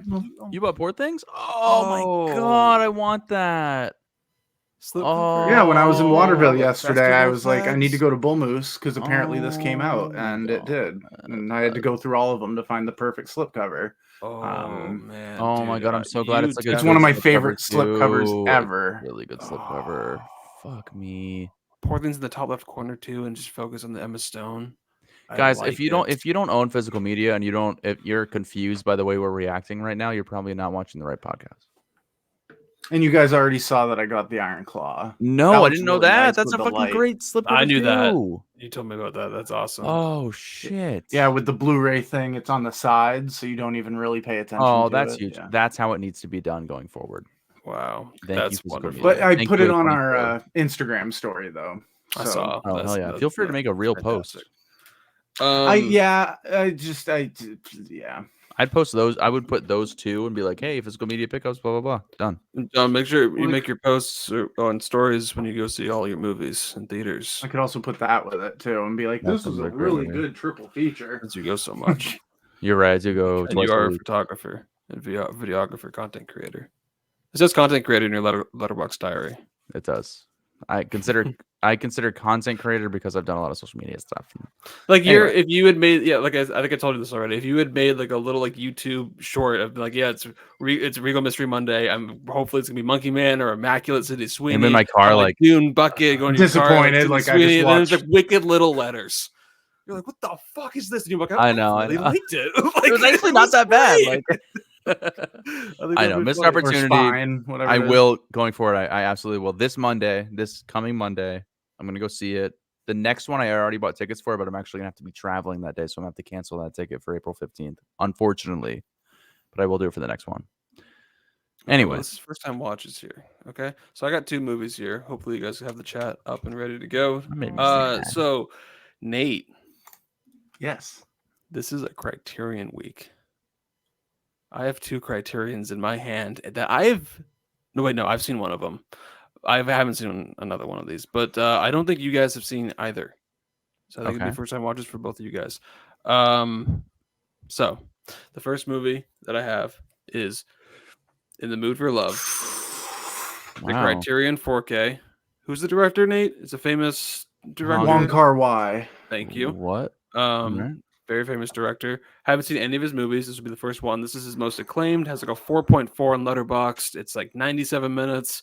And I hear it's one of the best like romance movies. Oh, I think. I don't know. I'm only going off of what I've heard from the past. Maggie Chung? Does it say if it's she's a blind buy? Yes, it is. Good call. Nice. And the other movie, she was in like Fallen Angels and Chungking Express and stuff. Yeah. And the other movie I have is a movie that I've seen once and I loved it. And I've been kind of meaning to rewatch it because I've been oddly rewatching a lot of this director's work so far recently. But I don't think you guys have seen it, and I would love to talk about it with you guys. Election. Matthew Broderick, Reese Witherspoon, Oh, Pick Flick, Didn't we- origin of the Didn't Flick. we do an Pick's name. episode on it? Because I've seen it. I You have not seen it. John. And that was probably the time when we were just doing those blogs talking about movies with each other. Weird. I don't know how many of those And just John just kind of fell blogs off we for a did. couple weeks and stopped watching movies for a while. And then Nate and I continued and watched a whole bunch of random movies on our own. And then John came back and they're doing a podcast. Again, that was 4 years ago, so Weird. it's hard for me So to say. But So Nate has seen Election. I could swap it out with something else because I've been doing flippies. No, that's a good. no, that would don't be a good. dare. Okay, That'd be a so good podcast pick. In the Mood for Love, Criterion 4K, and Election. Alexander Payne, who has done The Holdovers, he has done Sideways, he has done The Descendants. I'm gonna be honest. I already know what's gonna be picked because I know I listened to how many letters Nate typed. So I'm just gonna go ahead and write mine. Well, who knows? Who knows what I'm feeling? I already know what Nate wrote, and it's obvious because you've both seen the other film that I just voted for, so it's gonna be In the Mood for Love. Well, you are doing a tactic that I do not appreciate. I just think the system is a little bit broken here, and that's okay.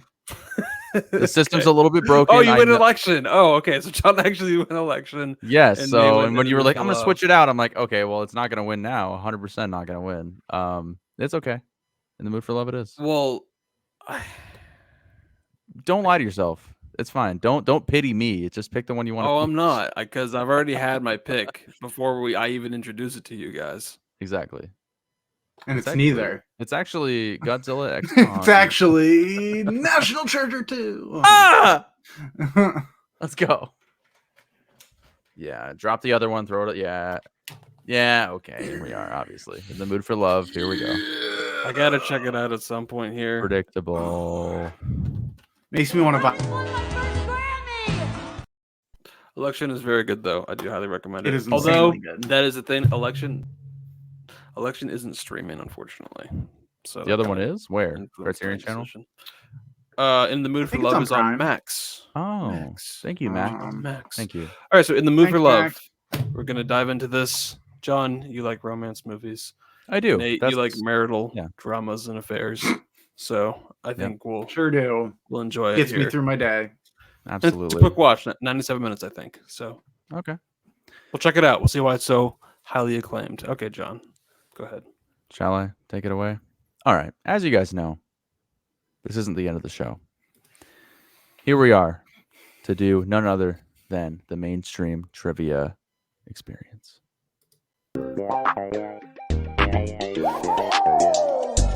It's time for the answers to know this fact. For the questions I'm about to ask, like, What is the capital of Bolivia? I don't know. mainstream boy trivia. Yeah. This is when everybody clicks off the show. I don't know who's up. I don't know who has more wins right now, but at the end of the day, we're all winners, right? Well, So- Spencer single-handedly pretty much like destroyed me like last week. It wasn't even Hey, Nate. It doesn't matter though. Think about it. It doesn't matter. Last night, John and I were playing some Fortnite, and I mentioned, I think it was Guy Ritchie's The Covenant or something, and he's like, "Ooh, Yes. Mainstream Boy Trivia tomorrow." So I think that might be a hint at something coming up. I just want to be on fair playing grounds here. So Or if was I that see a bait and something- switch? Is that a maybe it April is. Fool's I joke? just want him to be up to speed on what I know going into this new one, because I don't want any cheating to happen here. Thank you. Oh, Spencer. there You're hasn't been any fair ever competitor. cheating. I'm just I'm kind of expecting something about Guy Ritchie's The Covenant to pop up here. So that's all I'm gonna say. Okay. Iraq. Spencer, I appreciate What is that. Iraq? You're a good competitor. What is where did Iraq? Guy Ritchie's The Covenant take place, and who was Jake Gyllenhaal? No. But yeah, this is the Mainstream Boy Trivia Experience. Welcome back, everybody. Welcome back, players. Today, as you guys know, the game will consist of a variety of trivia questions derived from me, and each game will feature a new topic that each question will be in the spirit of. Spencer and Nate will buzz in to try and correct the trying to correct the guess. And who the fuck wrote Trying this? to guess. Why the has nobody correct ever answer. corrected me? That's been the same this whole time. It's Because you've crazy. said it right every other time. Trying to guess the correct answer. God, I didn't know I had dyslexia. Apparently I do. Anyways, the first dude to 4 points will win the coveted honor of being Mainstream Boy of the Week. You could have guessed the film, movie quotes, film dates, guess the movie from the cast, any variety of questions. But this week, I've done the extra work. I took my Sunday and made sure guess the movie from the audio clip. You'll be listening to audio clips and you'll have to tell me what 2023 movie this clip is from. These are all 2023 films. I tried to do my research. Sadly, Nate, your list is hidden. I couldn't see it, so it was hard for me to really know if it's 100% fair if you've seen every movie, but I did try to make sure it was fair across the board. I like to pride myself in being able to notice audio hints and stuff like that, just because of, like, you guys know my OCD gets really bad. I rewatch scenes over and over and over again, so like you do. That's the thing you do. Stuff could stick. So it's fine. I'm cool. Okay. I won't cry afterwards. Well, as you guys know, there are 7 questions. The first of 4 will be the Mainstream Boy of the Week, as I'm sure everybody wants to be Mainstream Boy. But yeah, every single movie came out in 2023. It could be any film.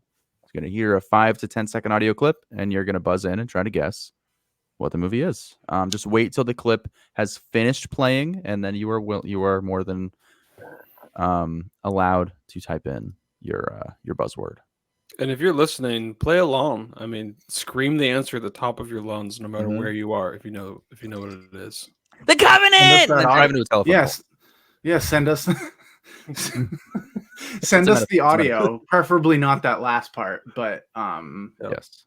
Yeah. Just okay. Anyways, here we go, everybody. I'm gonna go ahead and play the first audio clip. Be hot on the buzzer. Nate, what's your buzzword? Debbie. And Ducky, I'm sure it's Quack or Dubby. Ducky. Are we verbally clocking in, or are we doing the chat? I think it should be in the chat just because there might be a delay. Timing. I'm a little bit concerned about that. There might be a overstep. Okay. Yeah, I just want to make it as fair as possible, and the chat will be the best way to do so. I'm ready on the button. Okay, here we go. Please don't buzz in until the clip is finished playing. Here we go. Okay. Trivia clip number 1. What's going on? Sorry. You're acting very strange, Lou. Just keep your eyes shut. Lou, I've got to get home before dinner. It's craps night. Oh, man. That's tough because you guys buzzed in during the clip, and I know that Ducky buzzed in right as it ended. So I'm going to have to let Ducky guess first. Is that Kathy Bates and Are You There, Goddess Me, Margaret? Okay. It's not. It is not, actually. Nate, do you have a guess? Is this 80 for Brady? Fuck. God damn it. That's you, too. Kathy Bates. No, yeah, it is. It is 80 for Brady. That was Lily Tomlin, man. That was good job, Nate. Here's a clip again for you guys who didn't get it right or did get it right. What's going on? You're acting very strange, Lou. Just keep your eyes shut. Lou, I've got to get home before dinner. It's craps night. How did this movie get I love made? Sally Fields. It's crazy. Let's get home before dinner. It's craps night. Okay. All right. Nate up 1-0. Good job, Nate. Moving on to clip number 2. Here we go. Okay. What I want you to do is take your fingers and put them here. And when you do that, you're going to pair with her. Nate, did you buzz in? Yes. Okay. Nate? Megan.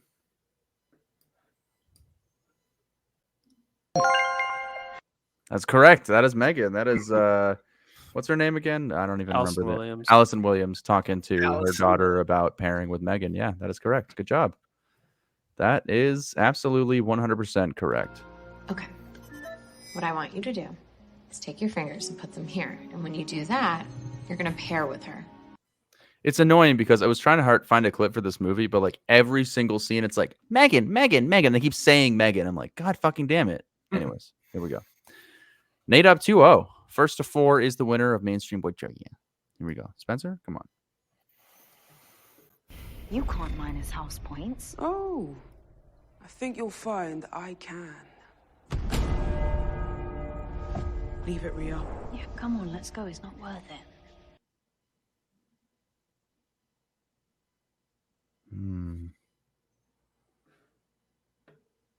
It's a rather tough one.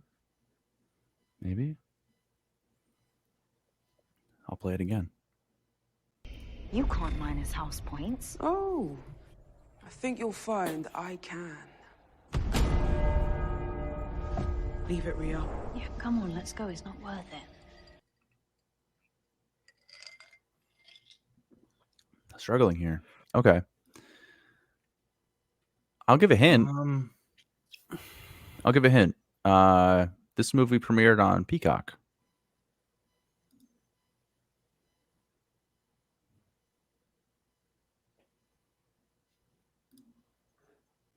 You can't minus house points. Oh, I think you'll find I can.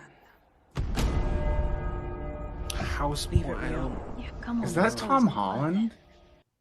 No. Every person in this scene is a teenage girl. Debbie? Bottoms?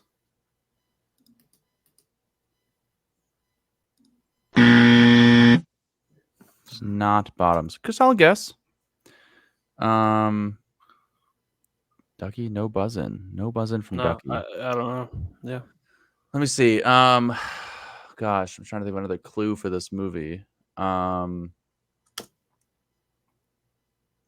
Debbie? Is this Bodies, Bodies, Bodies? No, that was 2022. That is incorrect. It's not Bodies, Bodies, Bodies.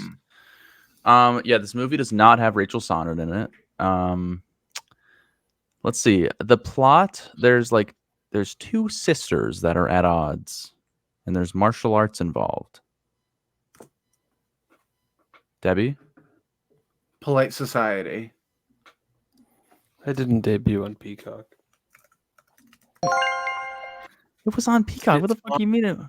On Peacock. It was in theaters. Wasn't it on each When was that in theaters? It was at Sundance. It was a Sundance movie. Oh my god, that didn't have a theatrical release. It was at Sundance, sure, but it was a small Peacock movie. theatrical release, and then it eventually came on Peacock when more people could see Okay, it. well, don't blame my. No, it's fine. That's chill. Yeah. That's chill. You can't take away house points. I don't know. I was thinking Harry Potter. Yeah, I'm I was like, thinking like Hunger Games, but then I was like house points. Like I don't think that's in that. I don't know. I was trying to figure all I don't that. remember Polite Society very well, except I- for like the sister being kidnapped and. Don't remember that movie. Really, I didn't really care for it, but anyways. Wow, I thought we all liked that. Okay, well, Nate up 3-0. 3-0 going into number 4. Number 4. Nate could win it right here and sweep the game.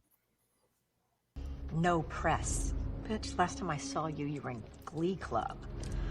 Forgive me if I don't trust you to keep them safe. Here you go, baby.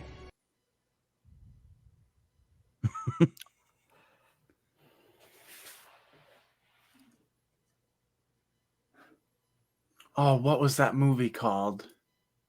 No press. Bitch, last time I saw you, you were in Glee Club. Nate? Forgive me if I don't trust you to Was keep this them safe. Totally Killer?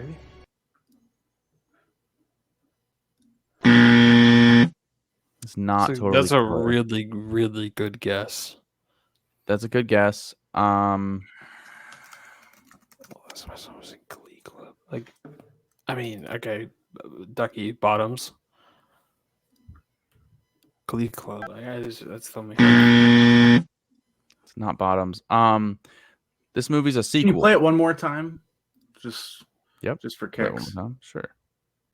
No press. Bitch, last time I saw you, you were in Glee Club. Forgive me if I don't trust you to keep them safe. Here you go, baby. It's Here you go, some baby. superhero movie, I'm sure. Debbie? Is it Scream 6? Maybe.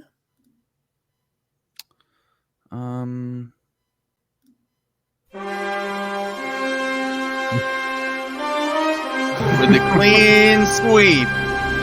Nate coming in hot. 4 for 4. He got 80 for Brady. He got Megan. He got Polite Society. And Scream 6. I could recognize Courtney Cox after that one. So I was like, last time I saw you, blah, blah, blah, blah, blah.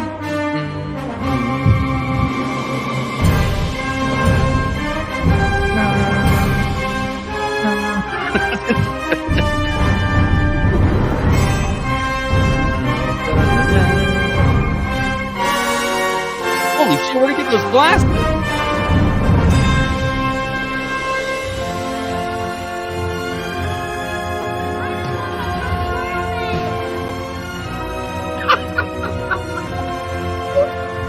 I didn't know this song kept going like that. Well, you won. Oh, man. Wow. Looks like I picked the wrong week to quit amphetamines. I had some other great ones. That's how Spencer does so well. He was on amphetamines the whole time. That's true. I think he forgot to take his amphetamines. Damn. Well, goddamn. Looks like it's just going to be another night of just... God, why is he He's just watching Scream 6 and Megan just on repeat.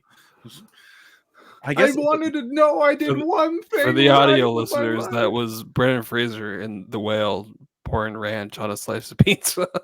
After many other slices of pizza and probably 3 Musketeers bars that he put in the stash drawer. Do you guys want to do the other ones for fun, or you good? I think we should. We're at 141. We're pretty long here on the podcast end, but it's only every 2 weeks, so I might as well give the viewers what they want. I'm curious though, how many do you have? I have 3 more. Yeah, because it's best of 4, so it's 7 clips. No, I think 7. Let's end the show.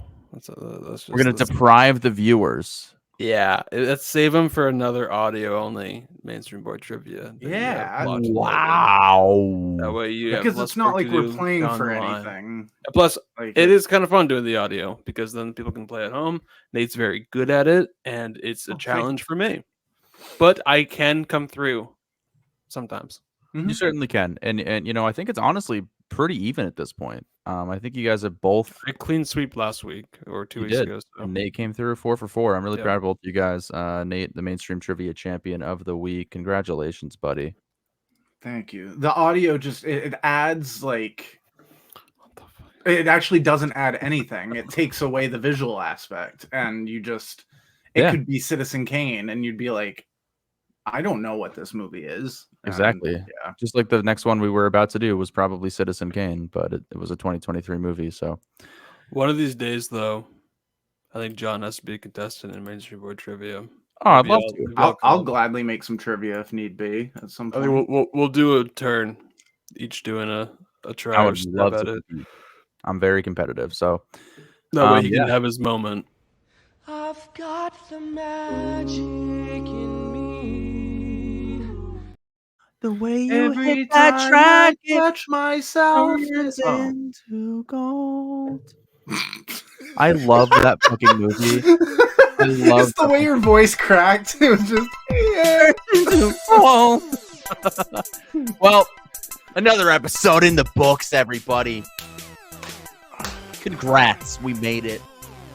Still getting 15 listens an episode. Fuck yeah. That's what I'm talking about. The last episode, you 130 views for some reason. That was very random. Sorry. Yeah. No, my computer kind of glitched, and so it kept reloading. Oh, just kept reloading. That makes sense. Yeah. Oh, that makes a lot of sense. Yeah. Yeah, Okay. sorry. Somebody to sit there and watch. I did watch most of them, but yeah. Well, at those movie dudes, you know what to do. Reach out to Peter Krinsky if you want cool sounds like us, and keep it movies. Yeah. What? And watch In the Mood for Love for the next episode of the podcast. Yeah, let us know what you think, because Wong Kar-wai is talk about this movie again. Genius. See you later. Go watch Chungking Express too. I know it sounds very misleading, but there's no Chunky Kings in it. I can tell you that much. And the one thing I'd like to say is Roadhouse. Yeah. Toast House.